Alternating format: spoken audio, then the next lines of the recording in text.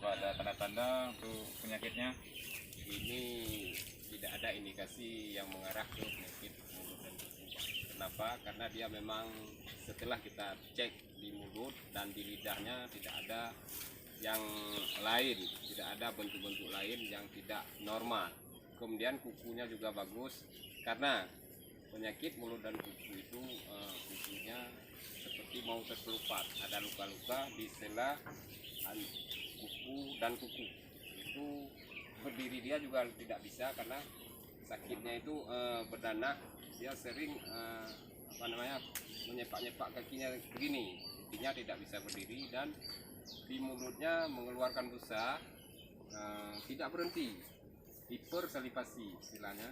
Kemudian bintik-bintik dan luka di mulut di daerah sekitar bibir, kemudian di lidah seperti ada bercak-bercak nanah, sehingga dapat mengganggu makan dia, terganggu pencernaan dia, sehingga sapi itu akan cepat turun berat badannya drastis, menyebabkan dia demam tinggi sampai 40%. Ini sudah kita cek, sapinya sehat semua, di dalam kandang juga sehat semua, alhamdulillah tidak ada indikasi PMK.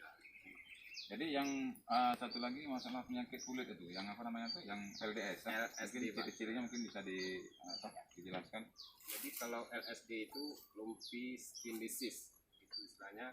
Ada benjolan-benjolan di kulitnya itu seperti kelereng, bahkan yang sudah parah kali sampai seperti bola pingpong, bola kasti itu. Itu benjolannya memang nampak, terlihat di daerah sekitar paha, punggung, dan leher itu jelas. Kemudian di mata-matanya itu keluar benjolan-benjolan. Itu disebabkan juga oleh virus, tapi tidak ada juga. Ini kelihatan tepinya persis. Jadi bukan seperti kambing yang yang berkurak itu dia tanda-tanda ya, karena cuma Beda. benjolan kayak yang seperti Pak Kabit sampaikan tadi ya. Beda Pak, kalau skabies dan kurak itu memang kelihatan terus luka-luka, ada seperti menggosok-gosok badannya, itu karena gatal.